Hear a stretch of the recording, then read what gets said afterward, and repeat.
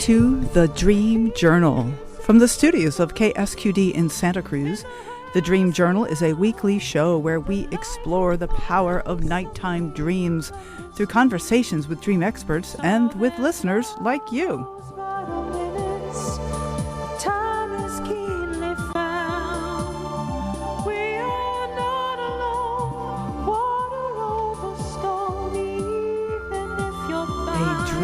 Can be meaningful, even if you don't know what it means.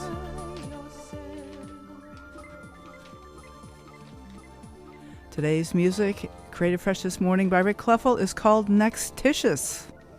What's up next?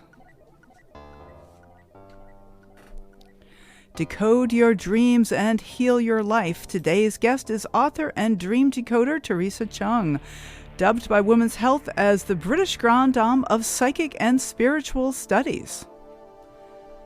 I am your host, Catherine Bell of Experiential Dreamwork, and welcome to The Dream Journal. The IASD conference was so much fun. Recordings of the didactic sessions and keynotes will be available for purchase soon. In the meantime, mark your calendar for an in-person Santa Cruz event, October 10th through 12th. Get together and schmooze with other dreamers. Check out festivalofdreams.net. Okay, I'd like to say hello to our guest. Hello, I'm here. Yay, Theresa Cheung. Am I pronouncing your name correctly? Yes, just forget the E. It's a silent E. Cheung. Okay, wonderful. That's so helpful. Thank you. So Theresa Cheung is a Sunday Times best-selling author and dream decoder. She has a degree from King's College, Cambridge, and is the author of numerous titles, including The Dream Dictionary from A to Z. Theresa has been featured in Cosmopolitan, Good Housekeeping, Red, Grazia, Heat, Glamour, Vice, Bustle, and many, many more. You can find Theresa at theresacheung.com. Theresa, and Cheung is Cheung, but the E is silent. That's what I'm learning. Theresa, so glad to have you on the show. Well, it is a dream to be here, but I'm sure every guest says that on your wonderful show. It's a lovely trope. I encourage it. It's a good one. And I wanted to talk about that one of your newest books that you particularly want to highlight is called The Dream Cure, How Recalling Your Dreams Can Heal Your Life. So let's talk about dreams and healing. What is that all about?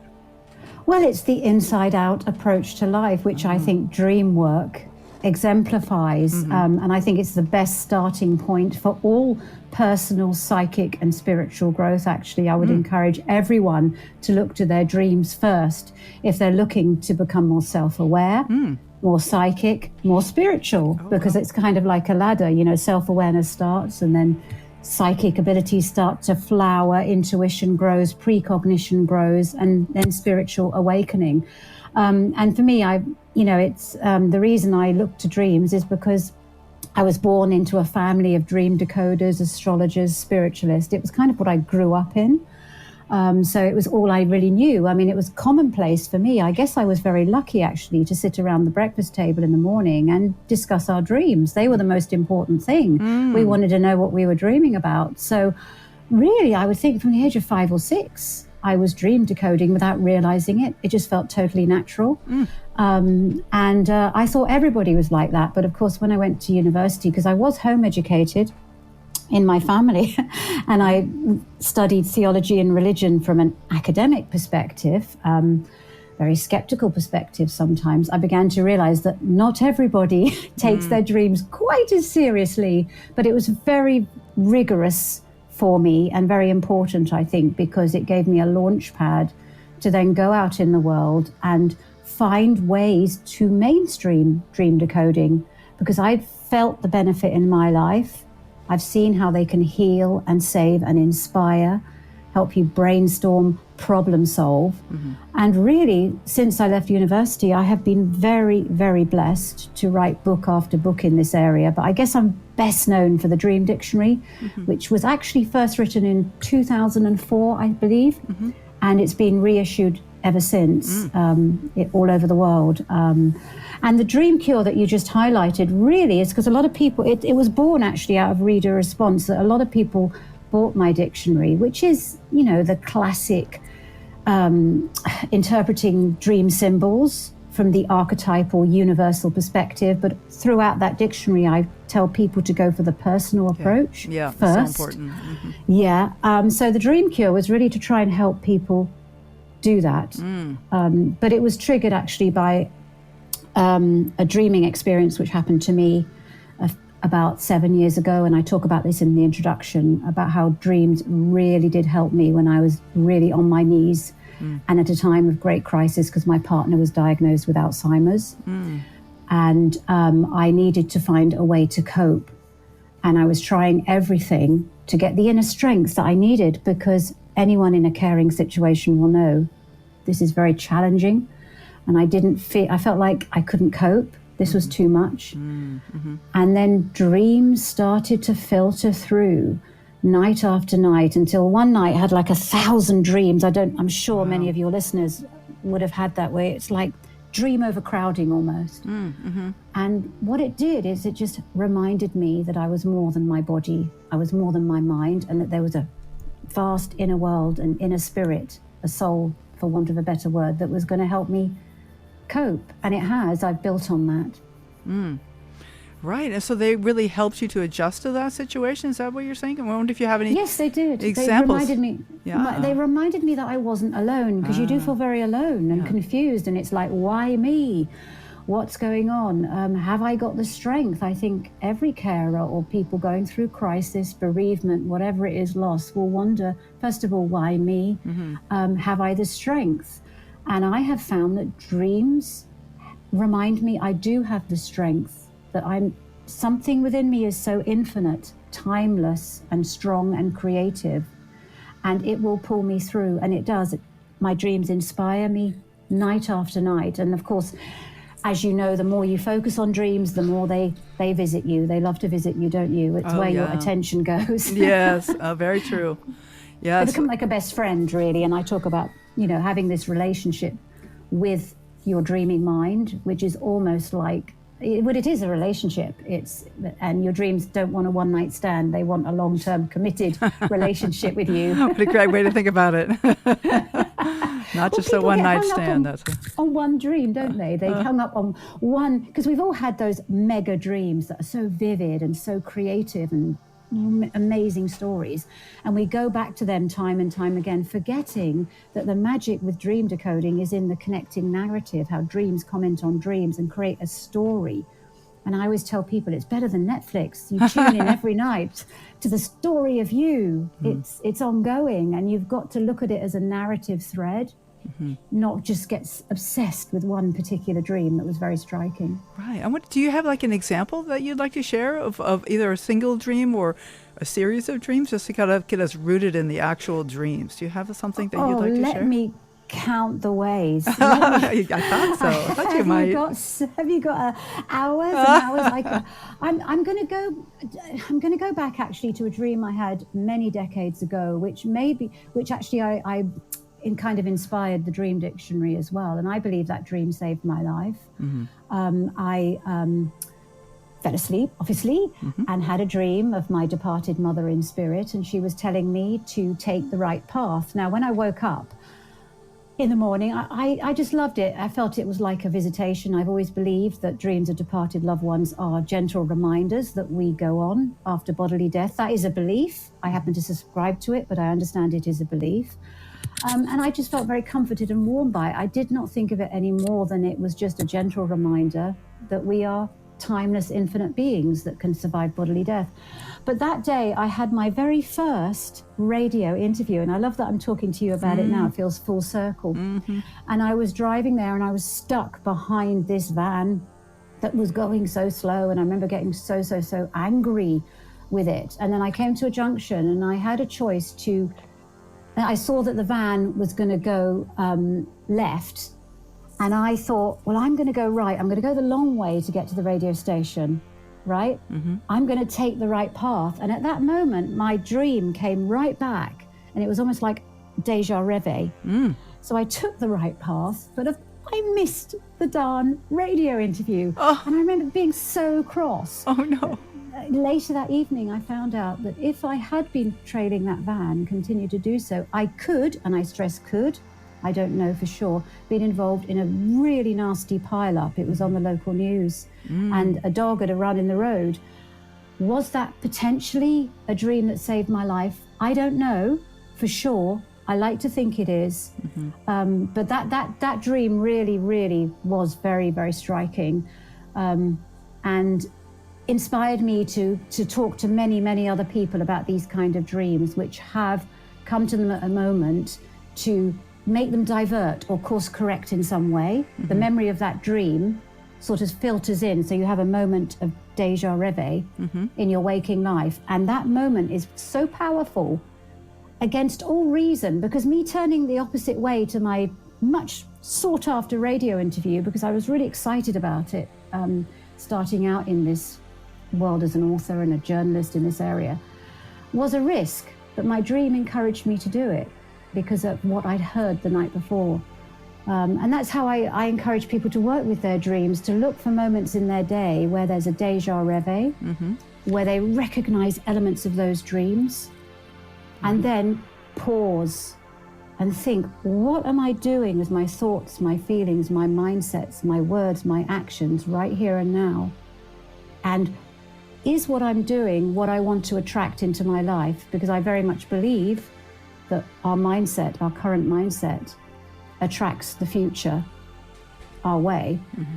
Making every way, and I'm sure you've heard this before, you're such an infinite dream authority, Catherine, that every dream has this precognitive potential.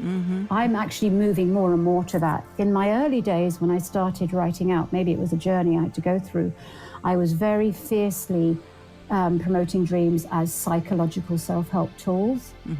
But as I enter the latter years of my life, I'm really actually now moving more and more to every dream has precognitive elements if we know how to tune into them and we are aware of them. And I actually wrote, and after the Dream Cure, my other title was Dreaming of Your Future, where I boldly present this theory referencing my work with scientists and neuroscientists like Dr. Mossbridge and people like that who work on presentiment and intuition, and how dreams are nocturnal precognition. But the issue is a lot of people don't know how to interpret their dreams precognitive in a safe way. Right. Whenever you talk about precognition in dreams, people get scared. Oh, yeah. Because let's face it, 90% of our dreams are hell. They are. They're like, I hope that's not precognitive. Oh my God, not that one. Yeah, but it's looking at it and understanding, that so few dreams are literal. They can be, and that's what I love about dreams. They defy all categorization, don't they? Once you think you've got something nailed down with a dream, it goes, I'm heading another direction. No way, you are not going to cage me. Right. So I want to get into a little bit about what people should look for. I want just to say that term, déjà rêve, that's like already dreamed. Déjà vu is one expression we're all familiar with, which is already seen. But déjà rêve means already dreamed. Is that right? Correct, does. It means I've already dreamt this. And actually, whenever you talk to people about déjà rêve, you explain what it is, that something in their dream has played out. Typically, it happens 2 to 3 days later. Sometimes it can happen months or years later, but it's typically within 2 to 3 days. And if you start writing down your dreams and then using that master tool of dream work, which is hindsight, so many people forget that vital step. They have a dream, they write it down, they brainstorm it, then they move forward, they keep looking forward. I actually encourage people to look back. The best, tools for personal growth from your dreams can be found in hindsight. When you go back several days in your dream journal and see how something has given you a flash forward or a foreshadowed what's happened. And typically it's something very trivial at first, like a color, or a name, or a number, or an object, or a place, or an emotional reaction that you've pre-dreamed, as it were. And people think, well, why did I dream that my colleague at work would wear a pink scarf? Right. What's the good of that? Why? What's the point? Right. What's the point? This is a waste of time, trivial nonsense. No, it's not. Your dreaming mind is just revving up and gently getting going to not alarm you And it's showing you what it could be capable of if you just put the magic of your self-belief in it and start believing more in it. It does it very gently. Easy does it in the beginning, because otherwise it's quite alarming, because I do believe that our dreams are very precognitive. But our dreaming mind, when we start switching on to that, we see that our dreams are beginning to play out in our waking life in certain ways. Our dreaming mind does it very slowly, carefully, and safely, because our dreaming mind is our best friend. It cares for us. But it's also saying that, okay, this is trivial. Your colleague wearing a pink scarf. But the moment you notice your colleague wearing this pink scarf or whatever it is you pre-dreamed, this is your moment to stop and think about what your current mindset is attracting into your life. What are you feeling, thinking, doing, or saying right now? And do you need to course correct? Because I'm highlighting this moment in time for a reason, right? Some decision you make from this point, some change, something you think, feel, say, or do could be very significant for your future. Just take a beat, take a deep breath, focus now, because I've shown you that you have precognitive potential in a very, very light, gentle way. Wow. What are you going to do with that precious information? Are you going to squander it, or are you going to sit down and think, really think about your current perception and what reality it is attracting?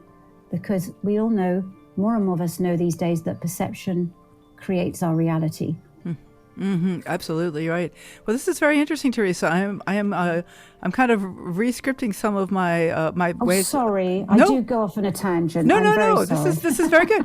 Don't apologize. This is very helpful. Actually, this is why I love doing these shows, because I always learn some things. Like I have this. Sometimes people say when something happens in a dream, that's because I should be doing that more. Like I'm being scolded by the dream, and I'm always saying that's not. Dreams don't scold us, never. But maybe they're saying what's already, starting to happen. And I've always thought that maybe the dream is highlighting the things that are changing in us. But bringing in the element of precognition is very interesting, because maybe it also talks about what's about to start happening. Yeah, what you're currently attracting. Yeah. I'm a serial writer. I really, it is a form of guess addiction. you must be. I've recently written a book about the Akashic Records, actually. I've been doing that, and more I think about it, that dreams are like an Akashic Records reading. They give you an energetic imprint of your current mindset. They're like a mirror.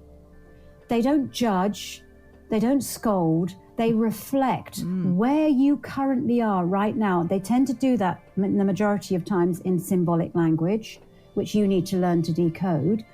But they show you the energetic imprint that you are creating, that your soul is putting out into the world. And the journey of our lives is to make sure that what the imprint we put out, the mirror, actually is in line with our soul and not deviating and going off course. And that's an Akashic record reading, really, where an Akashic record reading is past, present, and future. Dreams do that as well. They're timeless.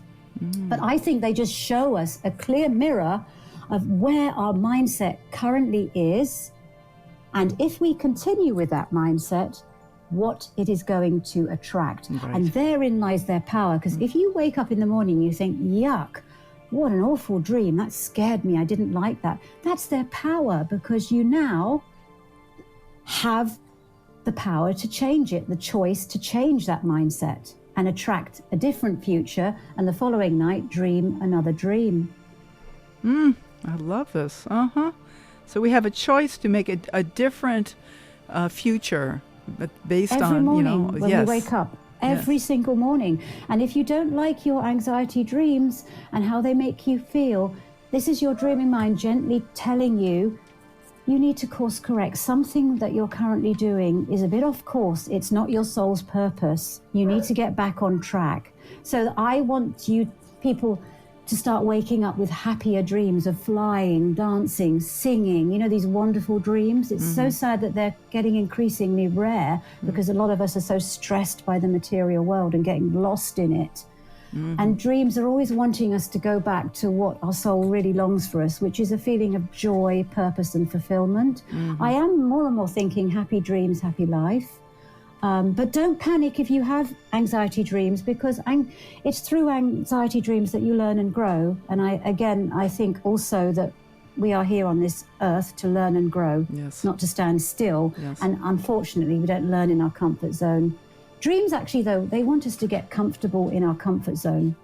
They want us to actually wake up with an anxiety dream, but not regret that or feel even more anxious about it, but to work with it, understand it, and then transform and learn and grow and not make our daily life a circle, but our existence a spiral, where we're just looking at ourselves from a higher and higher perspective.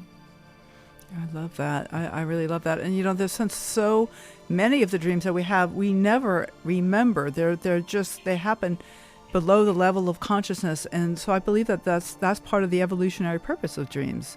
But, I love that. It's housekeeping, isn't it? Yeah, but we can enhance that housekeeping by working with the dreams that we do remember. Yeah, our souls are always trying to bring us home. And the ones we remember, they are at the top of your inbox in the morning for a reason. Mm-hmm. They truly are there for a reason. Please don't let their precious wisdom slip away. Don't feel you've got to write a novel in the morning. People always get panicked saying, I have all these detailed dreams. Just write some keywords down. That's enough. Mm-hmm. That's enough for you to work with. And the ones that you forget, just thank your dreaming mind for sending them to you anyway, and know that deep down on an unconscious level, the work is being done. And dream work is so powerful because what we unconsciously believe about ourselves is what we glimpse in the dream state. And what we unconsciously believe is what we attract when we're awake. Even we can tell ourselves we are worthy, we're successful, we have these goals, that we are this. But if deep down, unconsciously, we don't believe it, we're not going to attract it. Right. And that's why dream work is the ultimate, most neglected manifesting tool. I think, there are all these manifesting seminars and books. They should start with dream work. Yeah, because they're starting with the surface, the affirmations, the meditation, the visualization, all great, but absolutely no good if deep down, unconsciously, you haven't had a mirror to that. Dreams are your mirror of your unconscious. The good, the bad, and the ugly. And you've got to fall in love with every bit of that. Right. Even the bad and the ugly. They're there helping us. Through the cracks, the light comes in. That's what they say. That's where we learn and grow the most from our flaws, our negative impulses. And the great thing, as you know, Catherine, in the dream state, it's all safe. You can role play. You can get rid of all these nasty emotions. You can enact them in a safe way that harms no one and only benefits you, because you've had a rehearsal, you've got it out there in your unconscious, and you wake up in the morning feeling kind of cleansed because you've been there in the dream state. And actually, you don't need to repeat it in your waking state, because I truly believe that the brain doesn't know the difference between when you're dreaming, when you're waking. Right. How would it know? It's all You've been there, so why repeat the mistakes you made in the dream? If in a dream you're constantly late and missing appointments, or you're on stage forgetting your lines, you don't need to in waking life anymore. You've had the bad dress rehearsal. Go and shine when you're away.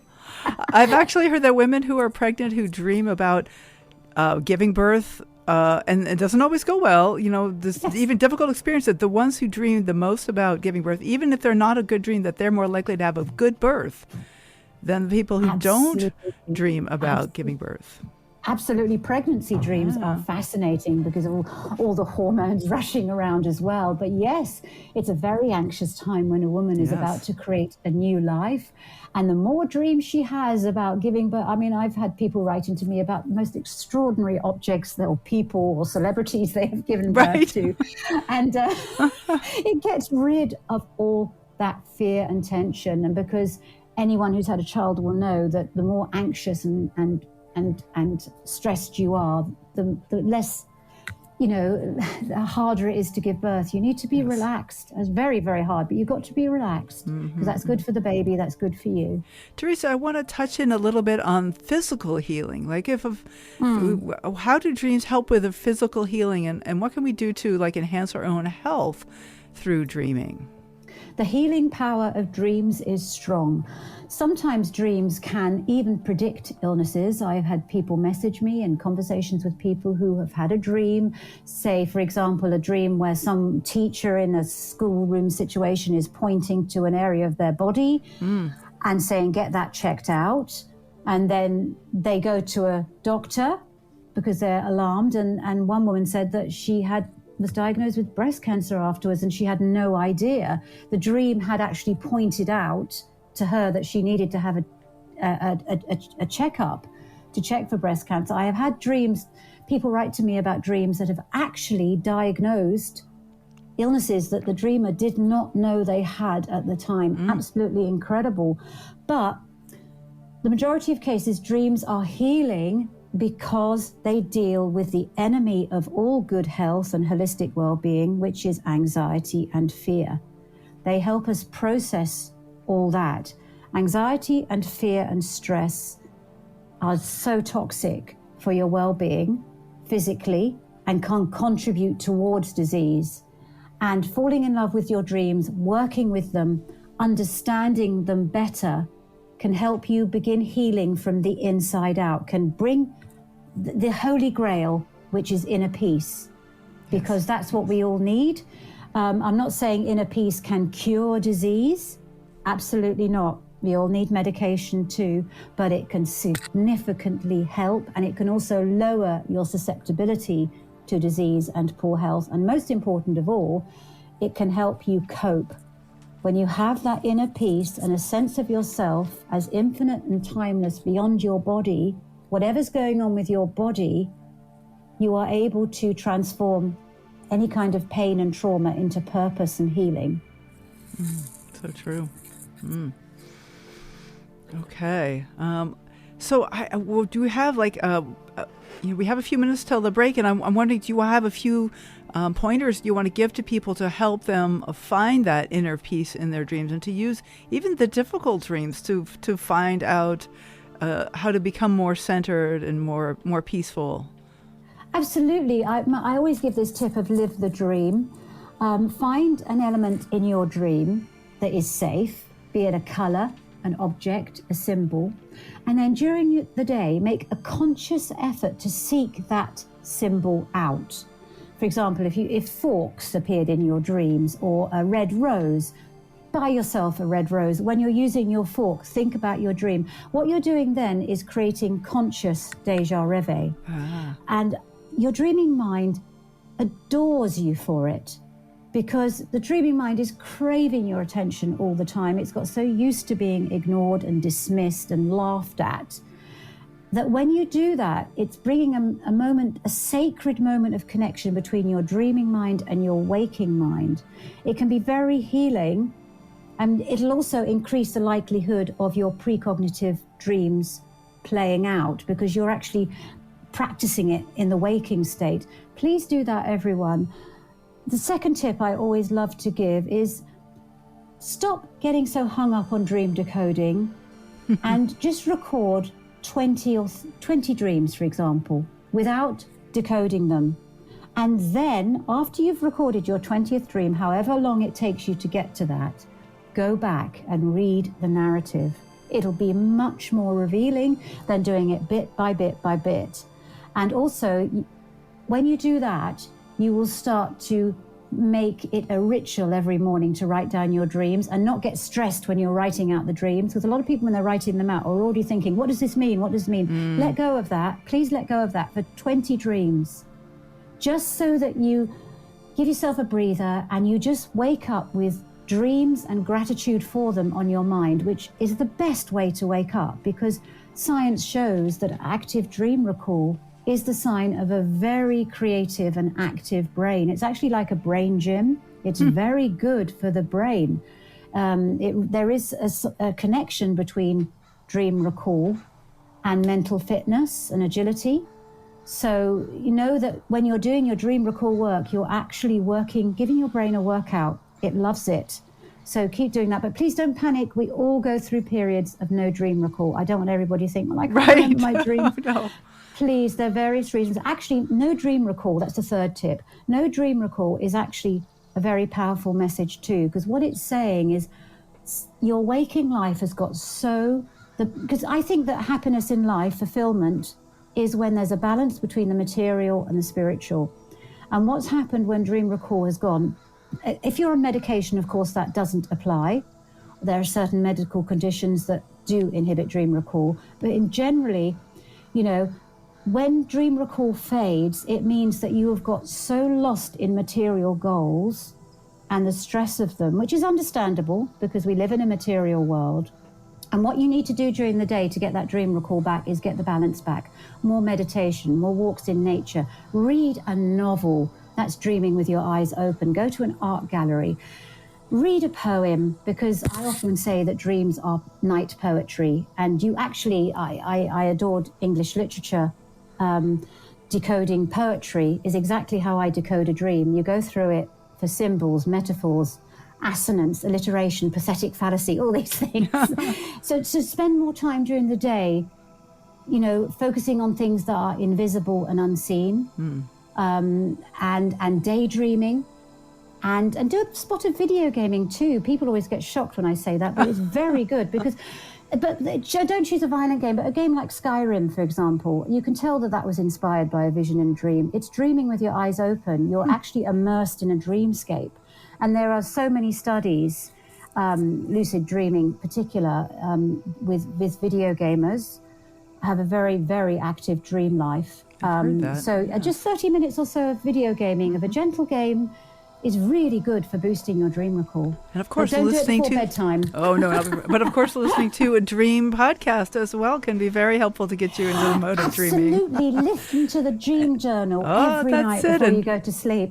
Read some dream books. Thank you. This is Theresa Cheung, our guest, who is talking about dreams as night poetry. I really love that idea. And she has a couple of recent books: A Dream Cure, How Recalling Your Dreams Can Heal Your Life, and also, where is it? I have it in my notes. Dreaming of Your Future, Unlock the Precognitive Secrets of Your Mind. So, Theresa, thank you. We will be back in just a few minutes. We are broadcast live from the KSQD studios in Santa Cruz and co-broadcast live in San Jose by KCXU, and we are podcast everywhere. After the break, I'm going to ask a few questions that I've been wanting to ask Theresa Cheung. Are afterlife dreams real? And what is dreamscaping? So stay tuned for those questions. We'll be right back.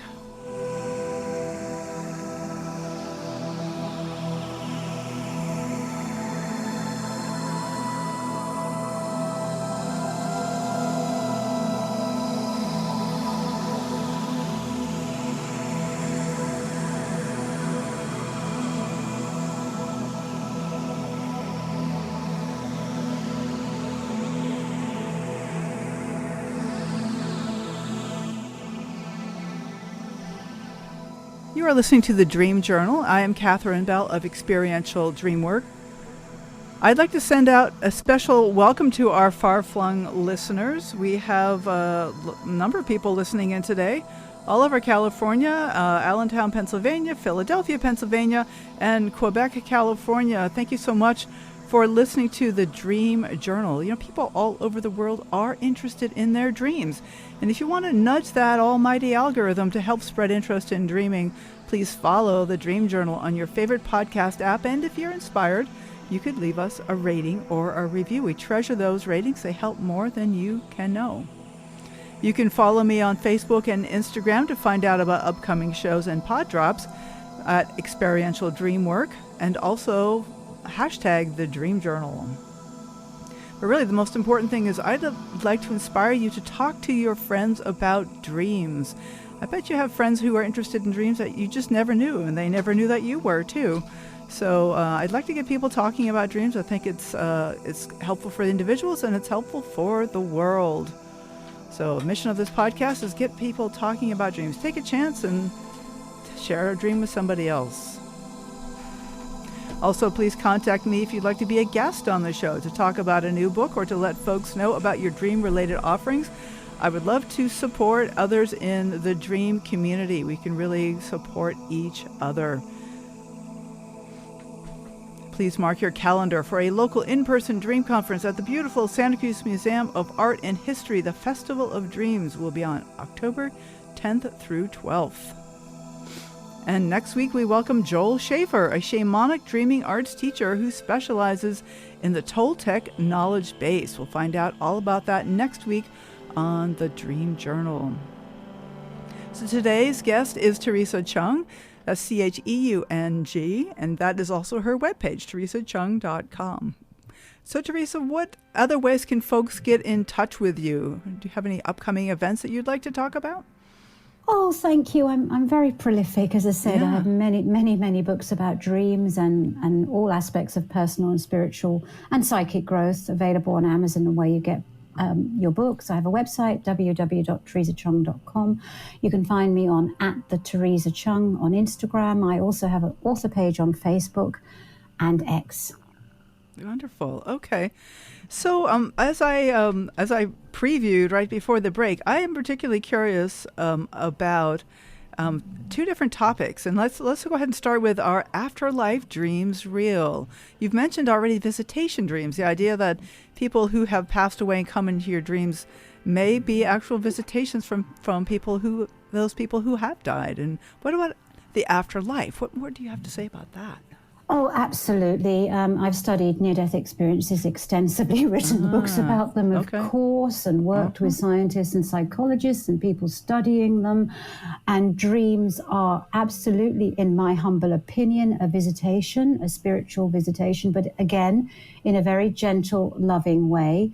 If you don't believe in an afterlife, they are still incredibly healing. There's research over here in the University of Northampton in the UK, which shows that in up to 90% of cases, people who dreamt of departed loved ones, it helped ease the grieving process because, and this is key, it reminds them that death ends a life but not a relationship, that spiritual connection is ongoing and that you can still talk to them in spirit, in your heart and in your soul.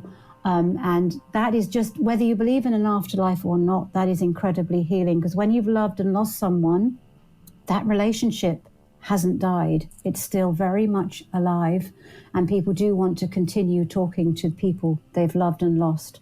And I happen to believe in an afterlife, but that's a personal belief.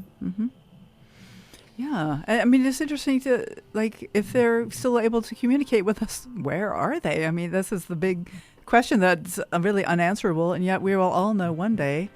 They're in our dreams, they're in our spirit, they're in this unseen dimension, which I believe, in many indigenous cultures, of course, dreams are believed to be a portal to the afterlife, a door to them. And they do live in our dreams and they live in our memories. And every time we think of them with feelings of unconditional love, they are alive. Right. And I know we've had guests on the show who talk about how their dreams about their deceased loved ones have evolved over time, and that there's the working out of the waking life relationship, but then even just the person themselves, that they change from being as they were on their deathbed to as they were when they were younger, to maybe even to something more spiritual and metaphorical, like a presence or a ball of light, and that there's a sense of like the evolution that maybe they're going through, or maybe we are going through in our relationship to them. Absolutely, it is evolving, and if there's issues that need to be resolved and better understood, you can do that in the dream state. And also you can recommit your love. I have interviewed people who have actually reaffirmed their vows in spirit in a dream, in the dream state, incubated a dream where they reaffirm their vows. It's utterly beautiful. I think there's quite a movement to do that, actually, to continue that marriage in spirit and have a ceremony to celebrate that. Fascinating. But yeah, I've had dreams of both my departed parents and people I've loved, and also, let's not forget, our beloved pets, who for some people that matters so much. I have seen them in the dream state, and contrary to what people believe, when you wake up, you don't feel full of regret and sadness that it wasn't real. You feel joy because you know that they're still there. They haven't gone. They've gone somewhere. They're just a heartbeat away. and you can connect with them anytime you want. Yeah, that's beautiful, and I really appreciate that. That was a statistic you quoted right after the break of that 90% of the people who had dreams about deceased loved ones were comforted by those dreams. 90%. Yeah, and this is done in a proper parapsychology degree for the University of Northampton. Dr. Cal Cooper and his team there was studying anonymous experiences, and dreams were one of the most common that they studied, and they found that when people are grieving, that they significantly helped people cope with the trauma and pain and sorrow of grief. They were very, very healing experience. So whether you believe in an afterlife or not, having a dream of a departed loved one is helping you heal. But again, if you don't have a dream of a departed loved one, I'm always conscious that everybody's different. If you have loved a pet or a partner or a friend or anyone that you really cared about deeply and they haven't appeared in your dreams, that could simply be because they know you're going to be okay, and you don't actually need that at the moment. And they are still there. You might see them in your waking life through a white feather or a synchronicity or a stunning memory that you have of them, or a song playing at just the right time to remind you of them. I believe that departed spirits can reach us in many, many ordinary but extraordinary ways if we open our eyes and our mind to them. And again, when people start doing dream work, the extraordinary becomes the everyday. It becomes the norm. Right. Because when you're in the dream state, nothing's normal, is it? True. It's just, you get very comfortable with suspending disbelief, with seeking patterns and meaning. And again, I'm going to talk about research on the brain, which shows that that's what our brains love to do. Our brains are actually hardwired to be predictive and to seek patterns. It's in our DNA to be spiritual. It's in our DNA to be ultimate dream decoders. Our brain loves it. And you know, it's so sad that we've been taught the opposite, that we've got to always go the logical and practical, and imagination needs to be dismissed. Because every time you do that, you're actually going against the natural flow of your brain. The natural flow of our brain is to be predictive, is to seek meaning, is to recall dreams. And to be spiritual and even psychic and intuitive. I love that. Yes, well, we all are. We all are, you know, we all have that gift, but what we lack is belief in it. I actually, the more I study it, I don't think there's that much difference between ultimate self-belief and being psychic. Because when you have, you know, as long as it's not arrogant or narcissistic, I'm not going down that, but when you truly believe in yourself, your intuition lights up. But it's very important also that the way you view yourself is filled with unconditional love. Again, research shows that wherever you direct unconditional love, that's where psychic abilities flower. There is a direct link between feeling unconditional love for yourself in the observational state, and that's what dreams allow us to do. They allow us to observe our mindset.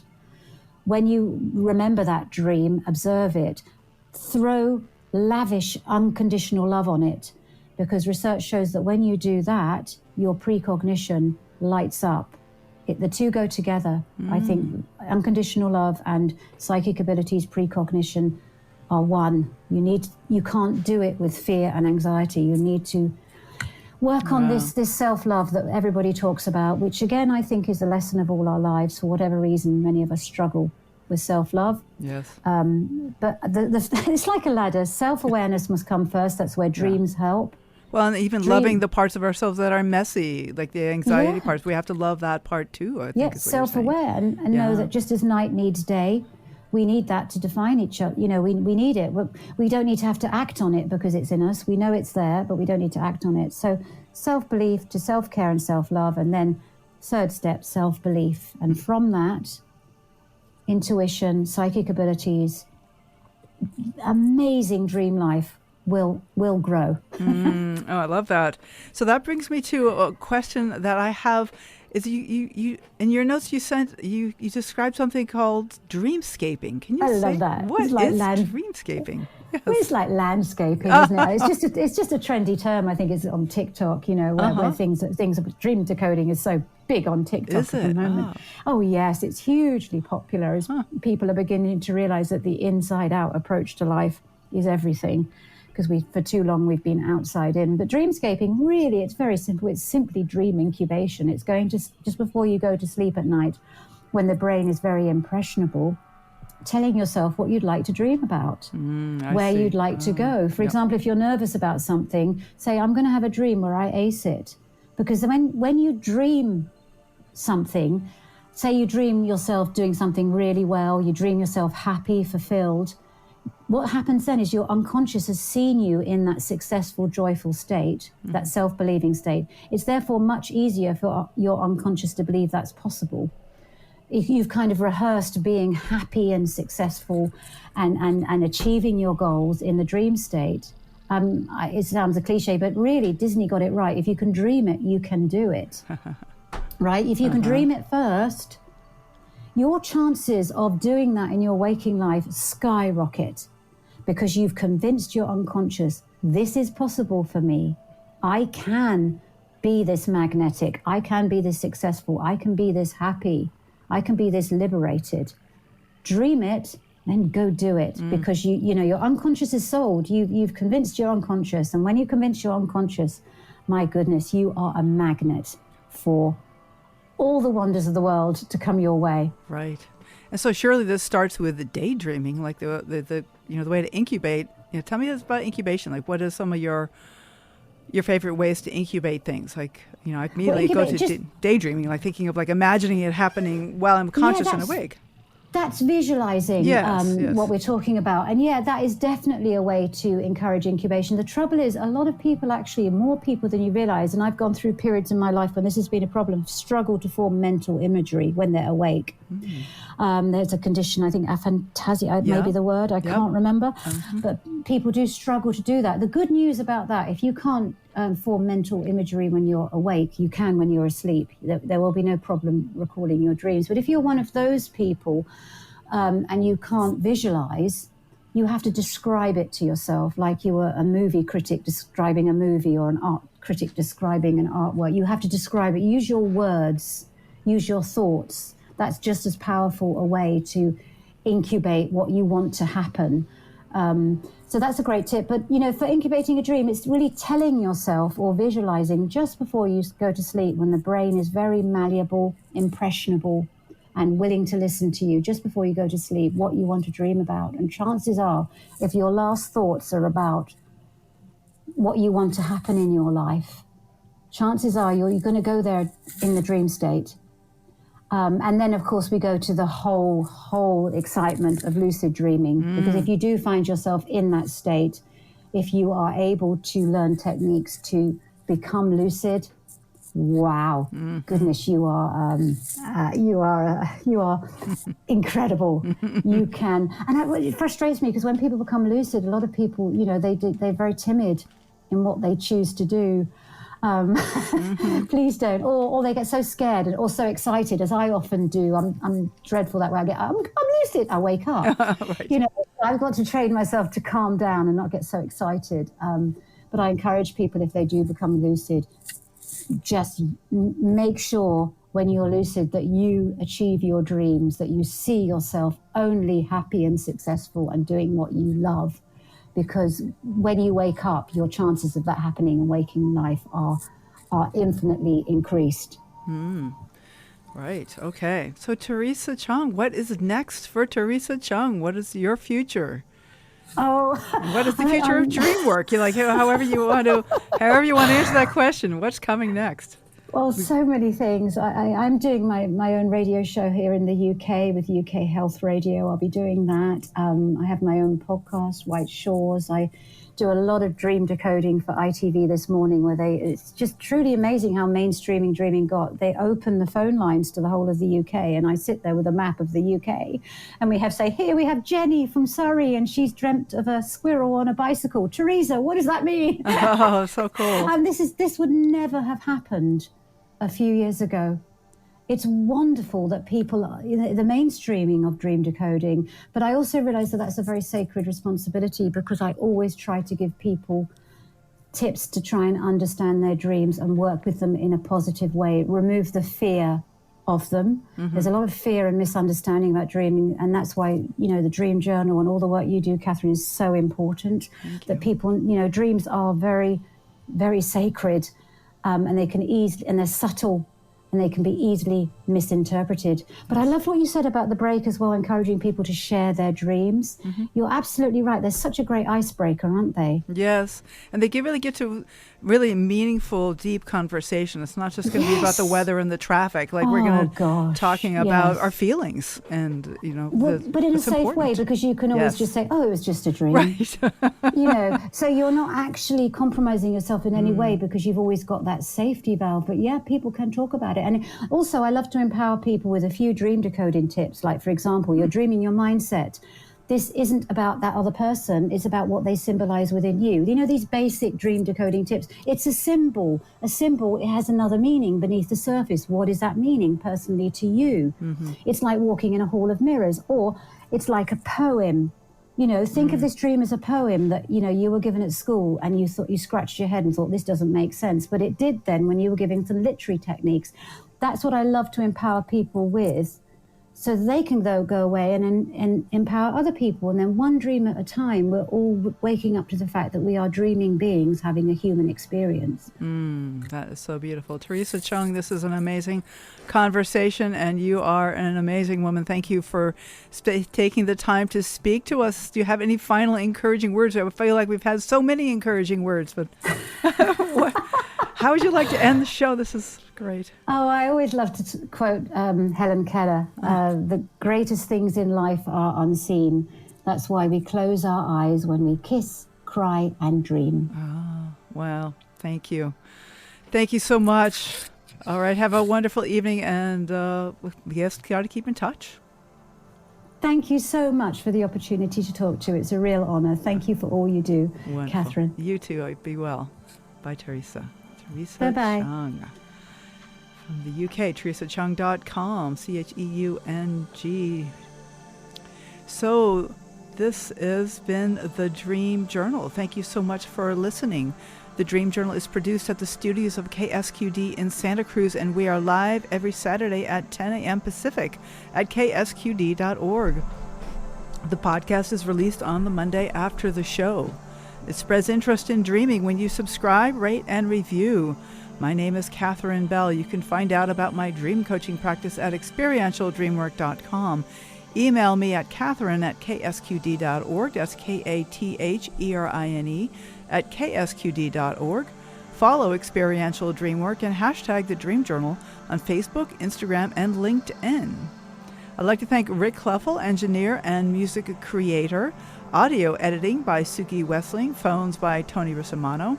Intro and outro pieces are both by Mood Science.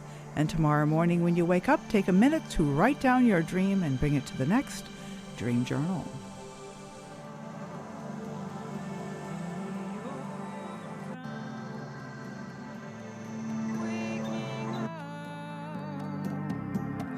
Feeling down was what I learned in the old school.